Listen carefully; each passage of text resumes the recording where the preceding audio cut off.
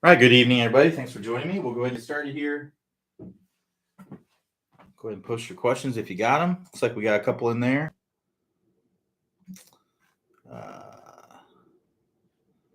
right, so we got CJ says, "Hi Q, for the 20-minute distance fixed contents, can I use a 7-iron instead of a driver?" I'm sure you can. I would just use the same club for all the drills, so that way, um, it's consistent. Because the length of the club, the longer the clubs are, the more club head speed you're going to typically get. Right. So if you do it with a 7-iron one time, then a 5-iron another time, then a 8-iron, then your club head speed with a 7-iron and a 5-iron are going to be different.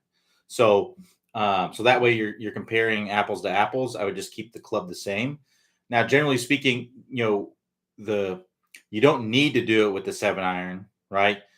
If you do it with the driver, you're going to get a trickle down effect of distance increase throughout the bag. So I wouldn't, if you're asking this because you think or you feel like, okay, I've done it with the driver. Now I want to do it with all the other clubs in my bag.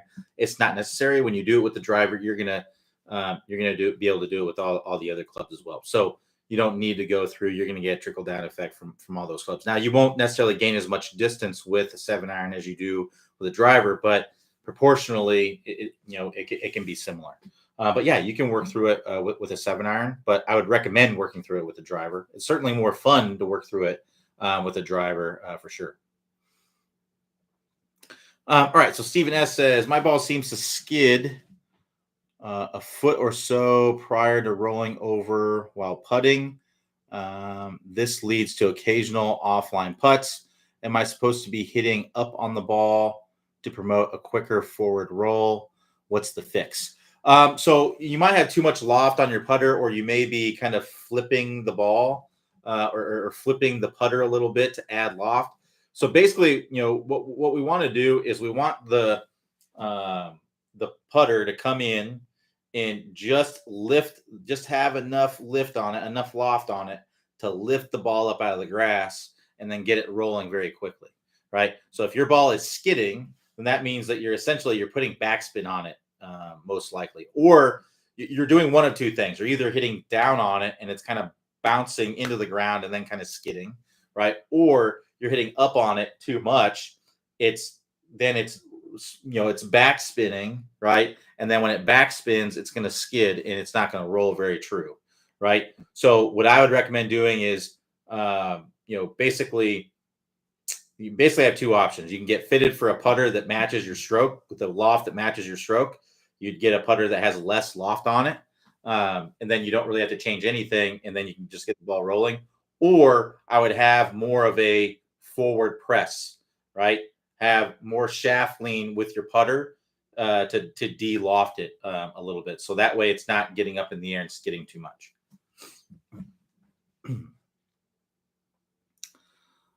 So Reg N says, is there any wrist cock movement in a bump and run chip? There's not much. There wouldn't be much. There can be a little bit, but generally there's not going to be much. Usually there might be just a hair, but we definitely don't want to be too risky with it. It's more, it's very, very similar to a bump and run type chip is very, very similar to a putting stroke. The difference is that we're unlocking our legs. We're probably going to unlock our hips just a little bit. It's going to be more like this, right? So a putting stroke, I'm going to keep my lower body pretty static, and it's going to be like this. Like that's a putting stroke. A bump and run, might be more like this, right? But there can be just a little bit there. There doesn't need to be a ton.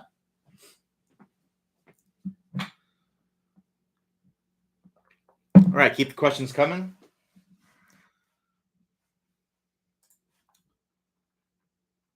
While you guys are coming up with questions, I'm going to be doing some of my other duties. So keep the questions coming.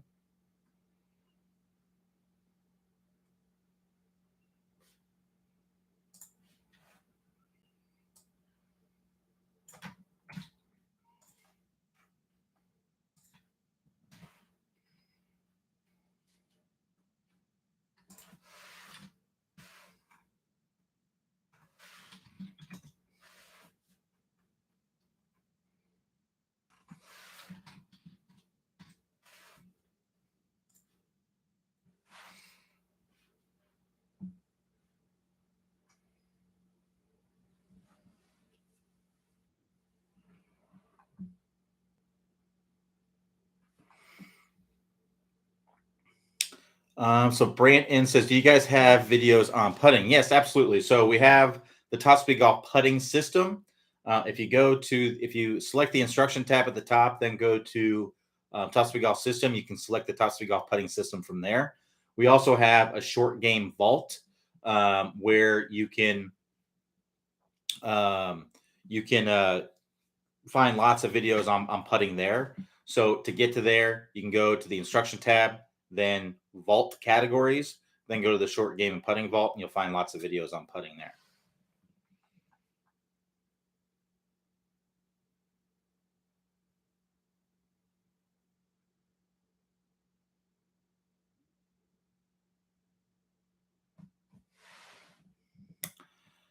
George D says, any tips, videos when shooting a shot with the ball below your feet or in general, not an even surface?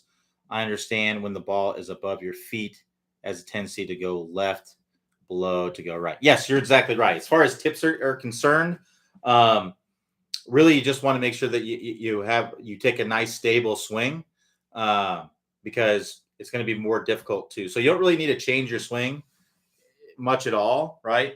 So for a ball below your feet, it's going to be more bending in the knees to kind of get down and more bending over to get down to the ball, right? And I would just make sure to swing within yourself. So it might be beneficial to take maybe an extra club and just swing within yourself, not try to kill it, right? So ball below your feet, there's going to be more bend in the knees, more bend at your hips, and then I would maybe even take like a 3/4 swing with an extra club, and then understand that when the ball's below your feet, it's going to tend to want to go to the right for a right-handed golfer. Now, above your feet, what you can do is you can take extra club and then choke up on the club a little bit to to make up for some of that space, and then again, just swing within yourself. You're going to feel the club swinging more around your body in that situation. So Dave S says, are you familiar with golfgym.com? And if so, do you recommend any of their exercises? That's not really my expertise. I'm not really familiar with golfgym.com. Not really my expertise. I do think, exercise is part of a healthy lifestyle, and it can certainly help you to stay more flexible and fit to be better at golf. I can't imagine it's bad for you. But I'm not. It's not my expertise. Exercise, even if it pertains to golf, my expertise is more in the actual golf swing itself. So if you have any questions about that, I'll be happy to help. But unfortunately, I'm not really qualified to talk about the exercise stuff. I do know that when I'm exercising and lifting weights, and I'm feeling stronger and more healthy, and I tend to play better when I do that. But that's it's purely anecdotal.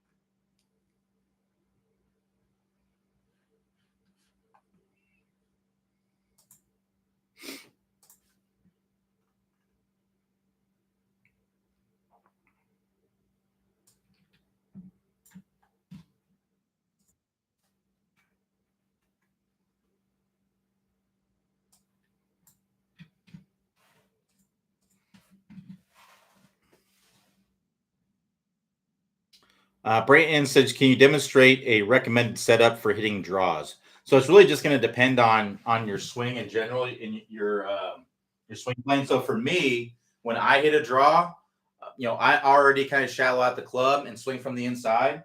So what I do, it's my natural shot shape. So I just set up, um, with my feet, pointing at the target, right?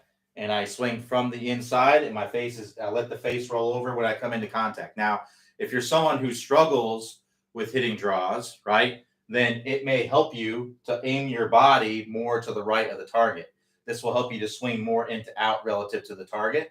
It may help you if you have trouble getting the ball to curve to the left, right, from right to left. It may help you to strengthen your grip.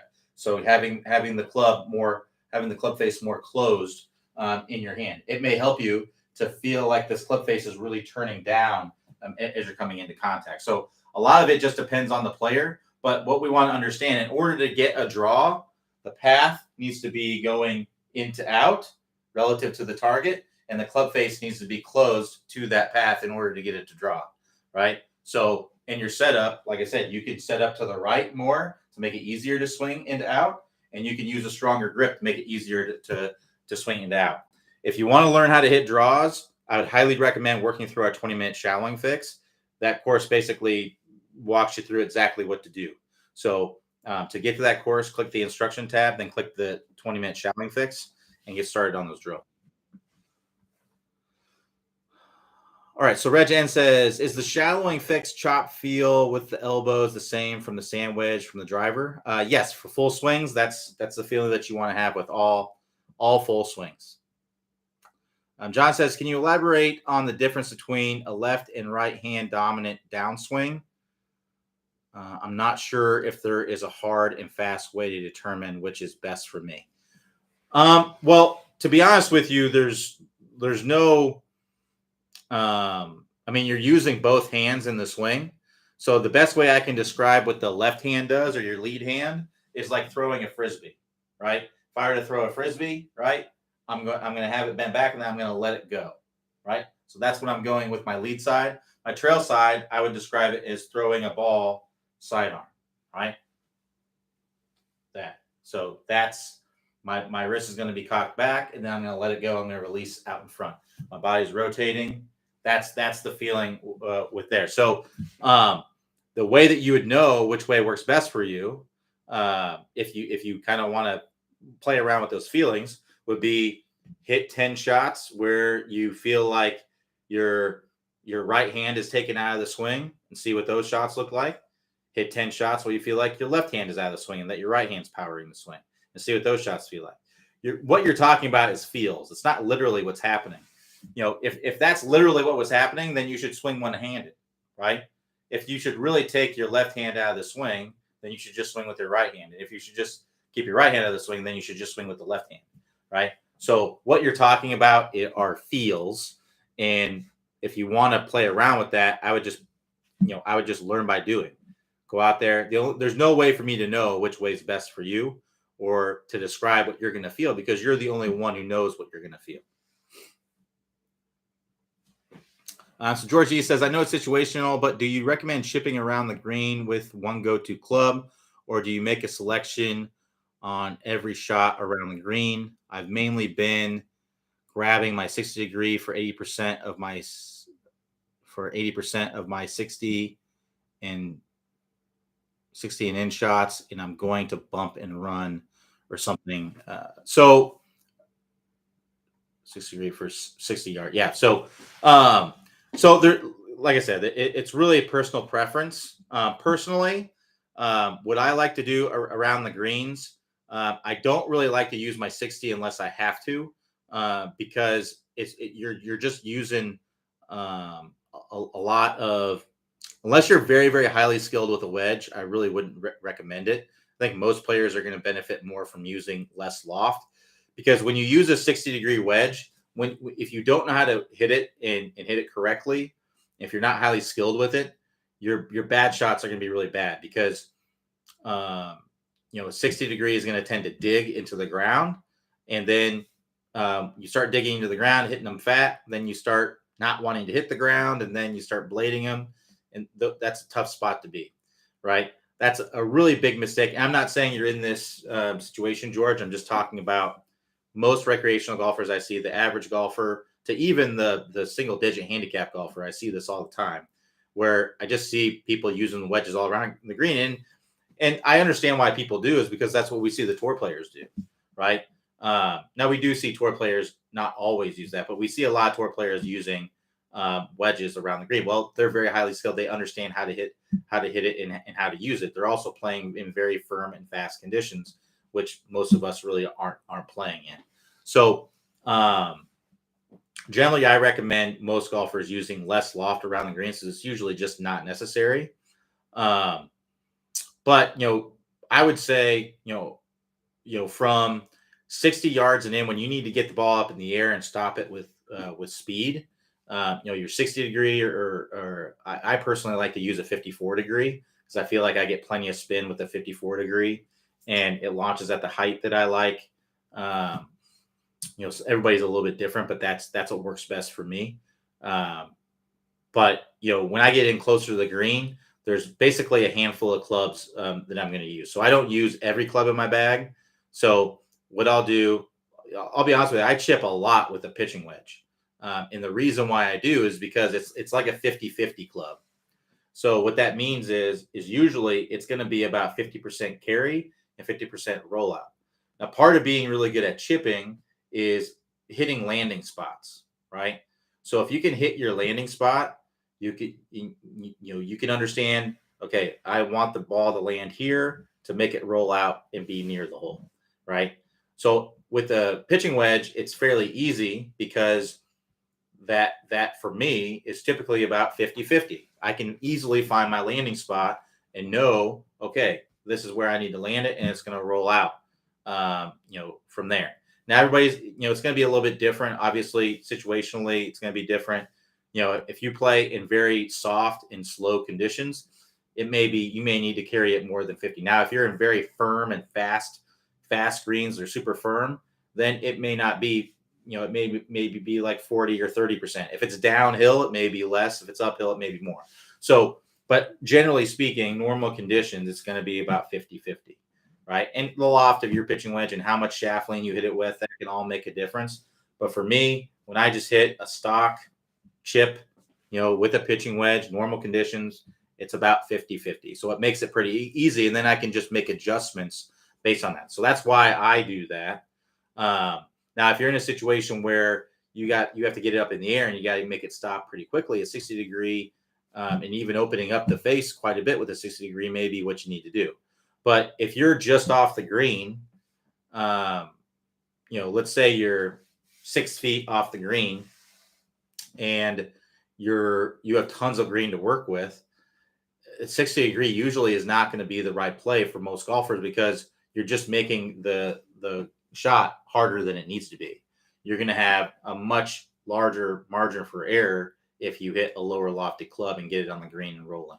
So, like I said, for me, I have a handful of clubs. I chip with my pitching wedge. I chip with my 60 degree. I'll chip with an 8-iron, and I'll chip with a hybrid. That's basically what I'll do. But most of my chips are typically with a pitching wedge or with a 60 degree. Most of them.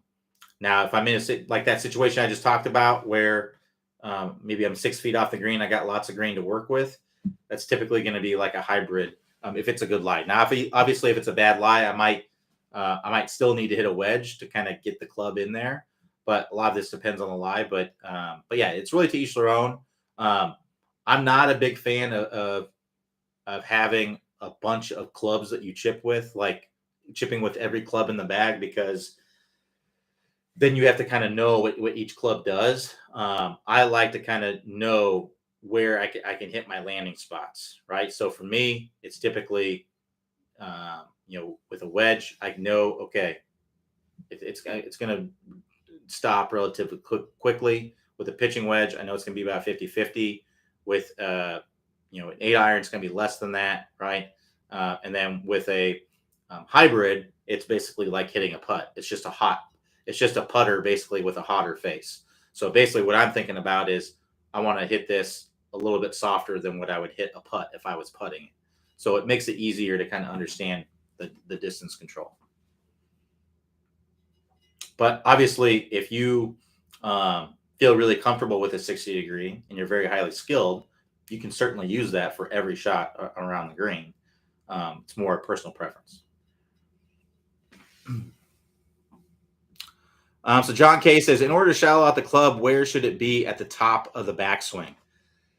That's a good question. It's tough. There's no one spot where it needs to be. You can look on the PGA Tour and you're going to see a lot of different spots, right?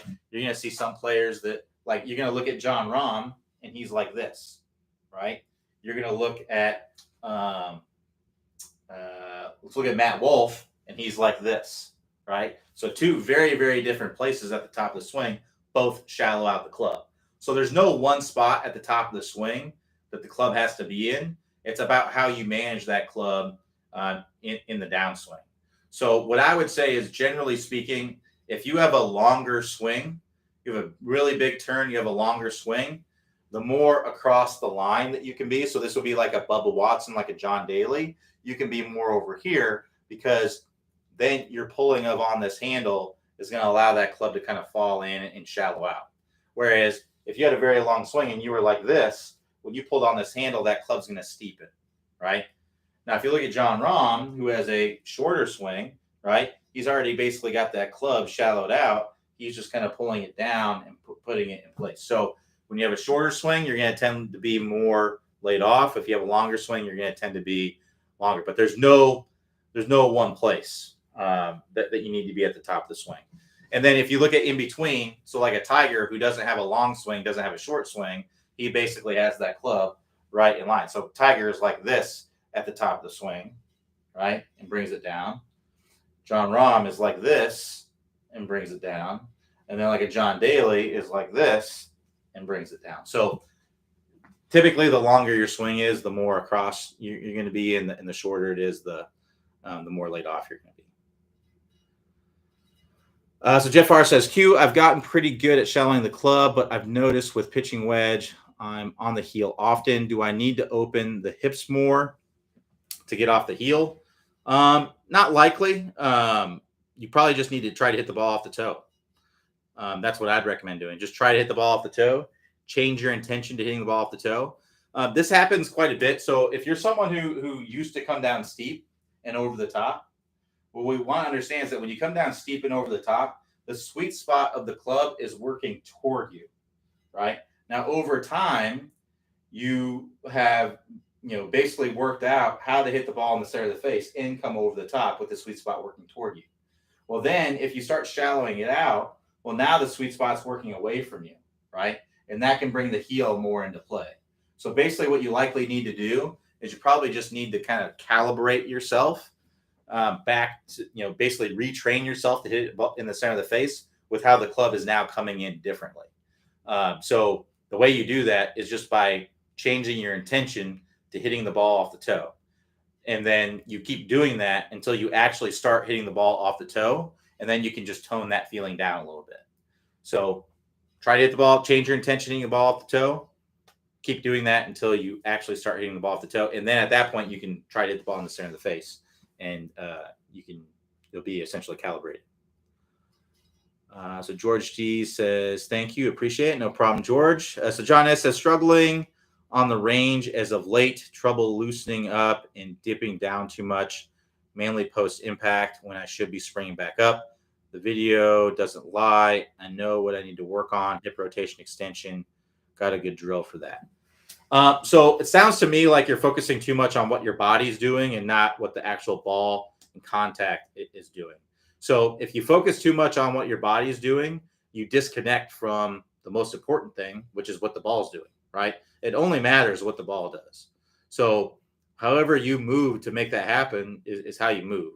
So what I would recommend doing is not focus so much on what your body is doing and focus more on what the ball is doing, and you'll likely start hitting the ball a lot better. But as far as good drills to help with hip rotation and extension, I would check out our Stop Early Extension course and or the 20-minute shallowing fix, because a lot of times the reason why people don't rotate their body and extend the hips early is because they're coming down steep, right? So let me explain. If I'm coming down steep, right, if I really rotate my body, look what happens to the club. It's just going to come down even steeper. So what I'll do is if I'm coming down steep like this, I'll stand up to shallow out the club, right? So working through the 20-minute shallowing fix will help you to get that club in a better position. That's typically why most people raise up, but I'd focus on what the ball is doing. That's what's instantly going to help you. And then work on getting your body to move better and get the ball to do what you want it to do.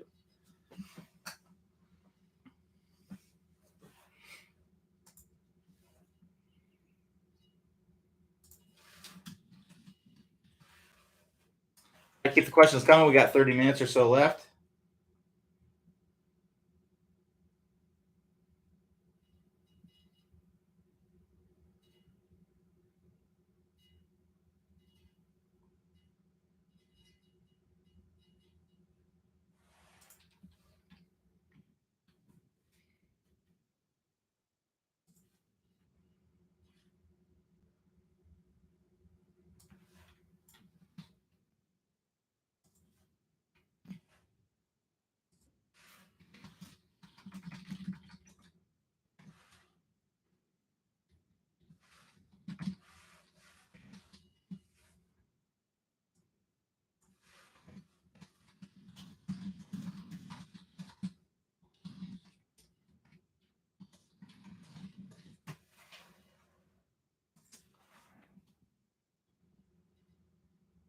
So George D says Garmin R10 versus Mevo Plus. Is the Mevo worth it? The extra? I've never used the Garmin R10, so I can't comment on how good it is. But the Mevo Plus is really good. As far as I know, with the reason why the Mevo Plus is more expensive is because I think it gives you more information. So the Mevo Plus, if you get it with the Pro package, it basically gives you everything that TrackMan would give you, right? But for a lot less money, right? It's just because it doesn't have as powerful of a radar in it. Uh, but it gives you all the main things, the most important things, like TrackMan or the really, really expensive flight scopes give you. And I don't believe Garmin can tell you path and face and D plane and all that stuff. But Mevo Plus with the Pro package, it can. Uh, so, like I said, I don't know. I've never used the Garmin R10. I've heard good things, but I've never used it. But I don't think it gives you as much information, which is why it's less expensive, which is why I guess it's more expensive. So if it was me, if I was getting something right now, it would be the Mevo Plus with the Pro package. Like if I was looking into buying something, because for the money, it really gives you as much as like a $20,000 device does. And there's no device on the market that I know of um, that gives you that information. It gives you face, path, and things like that. There's nothing that I know of out there that does that. I also think it comes with free simulation. I don't know if Garmin does, but it comes with some. There's a handful of courses that you get for free, and Garmin R10 may too, but I don't know.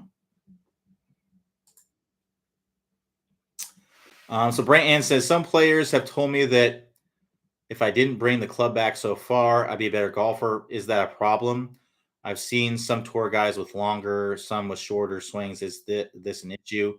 I get plenty of distance. Please advise. So it just depends on how you're bringing it back, right? So there's ways that that people lengthen their swing that kind of bring them out of position. So one would be really bending of the arms a lot. So if you bend your arms a lot, it can tend to lead to issues in the downswing. If you really flare your arm and get it really, really bent and behind you, your trail arm, that can make things difficult.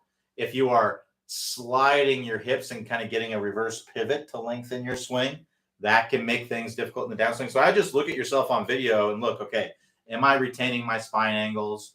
Am I getting myself in a position at the top to be able to make a good downswing? Because that's really what it comes down to. Now, if you're making a long swing like a John Daly and you're in great positions like John Daly is, then it's absolutely 100% fine to have a long swing. It really just depends on what exactly you're doing to lengthen your swing. So the first thing I would look at is your spine angle. Just make sure you're not sliding your hips. And then I would look at your arm structure and make sure that you're not breaking down your arms so much. So that way your arms can work down into a good place in the downswing. Because typically, if your hips are sliding away from the target and if your arms are out of position, then it can make things difficult. John S says, not what I asked. Never on video have I seen myself stand up in the swing. I'm only a little bit on the steep side. I'll see the stable spine section has something, but no worries. Hold on. Let me see what. Maybe I misconstrued the question. Struggling on the range as of late, trouble loosening up and dipping down too much, mainly post impact when I should be springing back up. The video doesn't lie. I know what I need to work on. Hip rotation. Yeah, I would need to see your swing and see how you're coming into contact and know for sure. Sorry, I think I just misinterpreted the question. I thought you were, when I went back, I saw hip rotation and extension, and I thought you were kind of talking about how to get your hips open. But yeah, my fault. So yeah, I'd need to see exactly why, because it's hard to say without seeing your swing for sure, what exactly is going on there. Um, but kind of going back to what I said before, if you're struggling on the range, you know, the reason why I answered it the way that I did is because you said you're struggling on the range, and then you named a bunch of stuff about the swing that's happening and nothing about your ball flight or contact. So typically, when people tell me that, they're focusing way too much on, they're playing golf swing instead of golf, right? Um, so a lot of times, if we think too internally about what our swing's doing, it takes away from being able to make the make the ball go where we want it to go.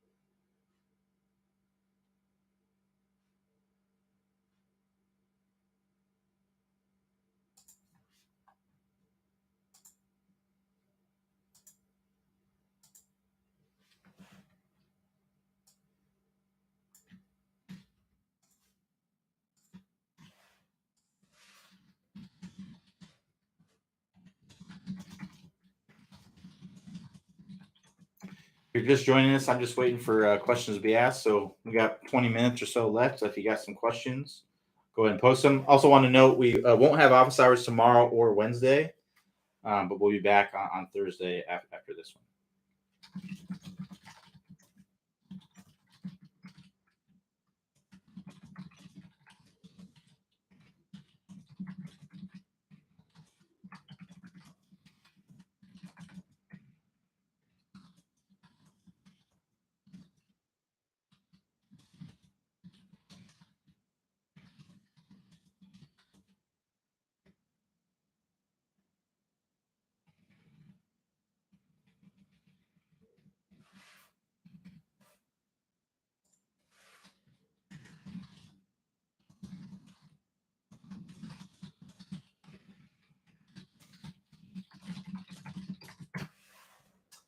All right, Georgie says, is there a video in the program you'd recommend that focuses on getting your legs involved more? I feel like often when I try to drive with my legs, I feel like I bottom the club out too soon. Um, yeah, so I would check out the sumo step drill from the 20-minute distance fix. That's probably the best drill out there for getting the legs involved, the step drill. So if you want to check that out, click the instruction tab, then click the 20-minute distance fix. And it's the second drill in week one, the sumo step drill. The legs are talked about a fair amount in the compression line course as well. and in the straight line release course, but more so that sumo step drill is going to be the best one. Paul says, "Hello, Q. I found out that I have started swinging out to in. I'm having a hard time swinging into out again. Any suggestions?" My suggestion would be to work through the 20-minute shallowing fix. That course is all about getting that club shallowing out, working from the inside. The way that it works, the way that makes it a lot easier is we got to get the club face closed. If you're coming down and the face is open, you're going to tend to swing out to in as a reaction to that to get the ball to start to the left more. If you're a right-handed golfer, if the face is open when you're coming down and you also swing into out, the ball is going to go right and right. Whereas if we swing over the top and steep out to in with an open face, the ball is at least going to go left of the target to the right of the target, right? So that's at least going to help you to hit shots on target, but you're going to have to swing out to in to do that. So in order to be incentivized to swing in to out, we got to get the club face closed first, and that's what we do in step one, drill number one of the 20-minute shallowing fix. Drill number two is getting the club to shallow out. Once we get it closed, then we get it shallowing out. We get the ball starting to the right and curving to the left. And then in drill number three, that's when we dial it in and we find our stock shot. So to get to that 20-minute shallowing fix, click the instruction tab, then click the 20-minute shallowing fix from there. George D says, "Thank you. No problem, George. Glad to help."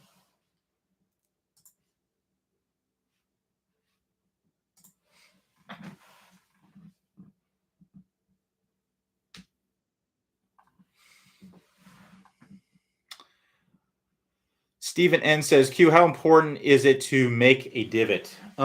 It's somewhat important to make ground contact because on full swing shots, really depends on the lie. Like if the ball is sitting up on the grass like it's on a tee, you really don't need to make a divot or hit a divot to make a contact. But if you're in the fairway and it's not sitting up on the grass like it's on a tee, if you don't take a divot, it's typically going to be a thin topped kind of shot. So that's why it's somewhat important to make those divots because your contact generally is better.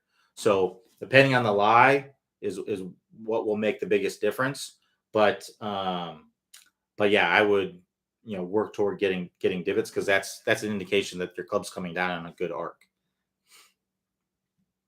John S says, "No worries. I have an unorthodox swing, but am determined to keep improving.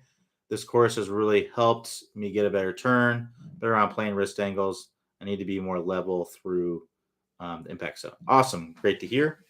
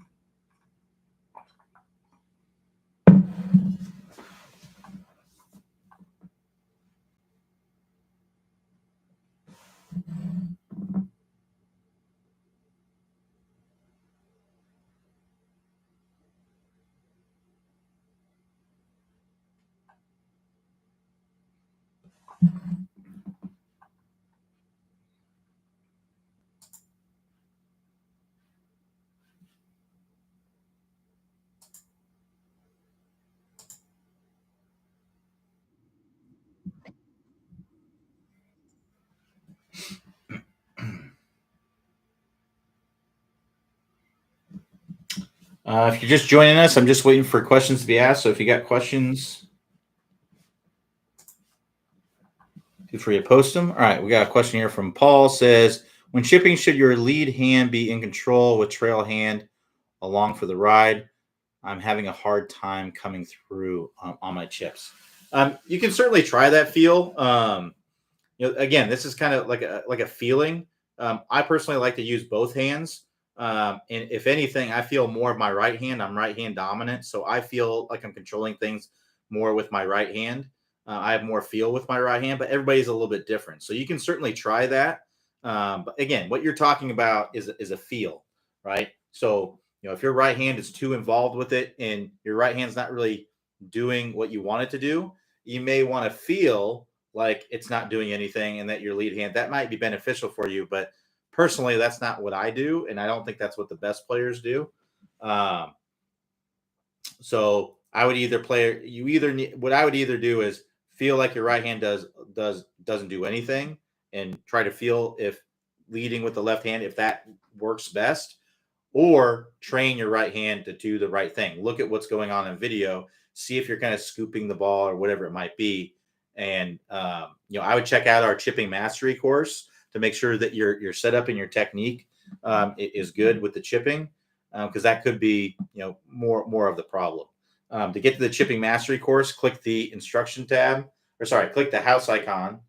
That will take you to the home page, and then if you scroll down the home page, you'll see a list of all the courses, and you'll see the chipping mastery course.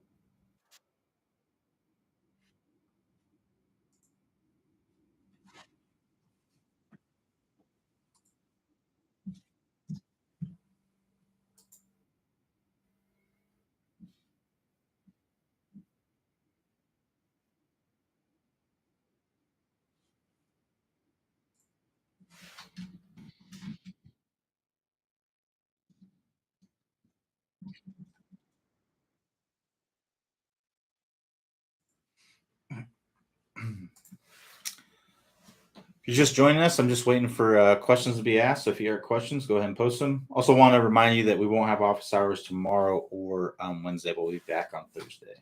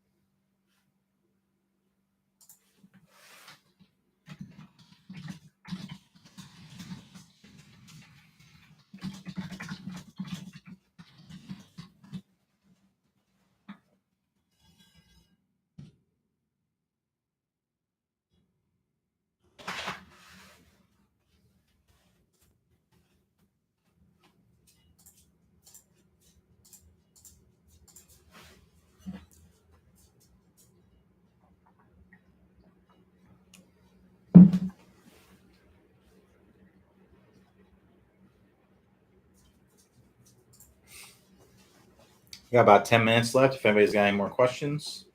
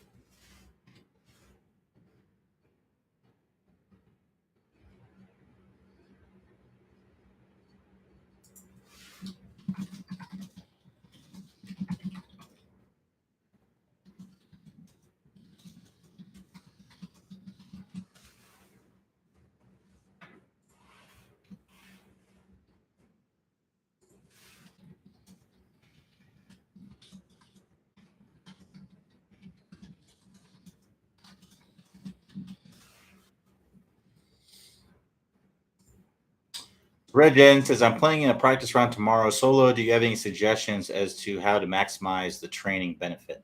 I just think about how you're going to play every hole. Um, just gonna think, okay, well, I'm going to hit driver here, find your landing or your targets, right? And it's just kind of get a feel for the course. I just kind of pick your targets and go from there. If they mark where the hole's going to be, then I would just kind of go putt around that hole, find where the straight putt is, um, so that way you can play off of that. So if you find where the straight putt is, and then you have a putt in the tournament where your ball's a little bit to the right, that it's going. If it's an uphill straight putt, that putt's going to break, right to left, right. So I just figure out how you're going to play the holes, and then examine the greens to find where the dead straight putt is. If they're they don't always do that, but if they mark where the holes are going to be, then you can find where the straight putts are. It makes it easier. That's a big advantage, to be able to have that.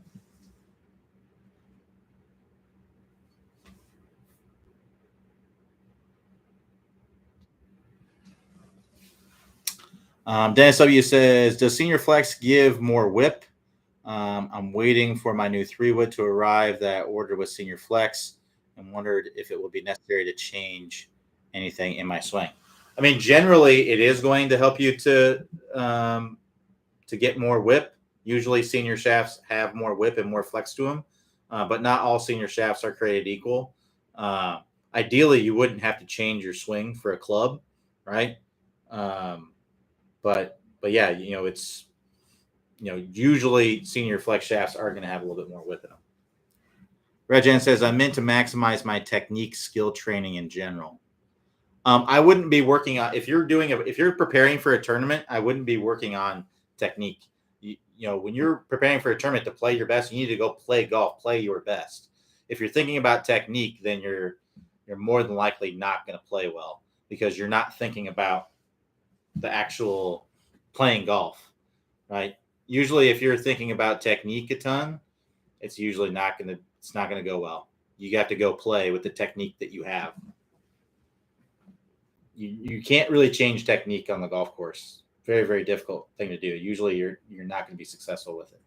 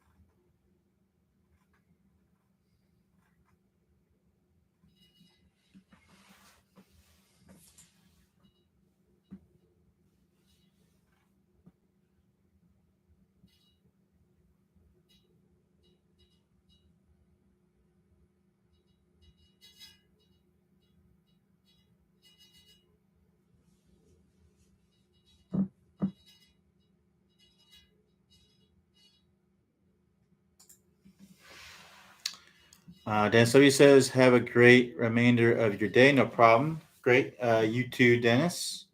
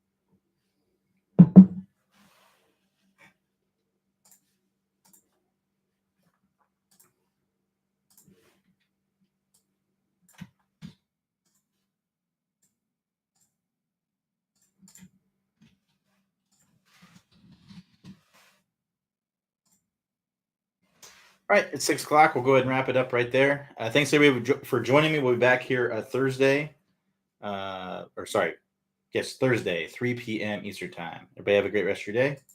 Talk to you all next time.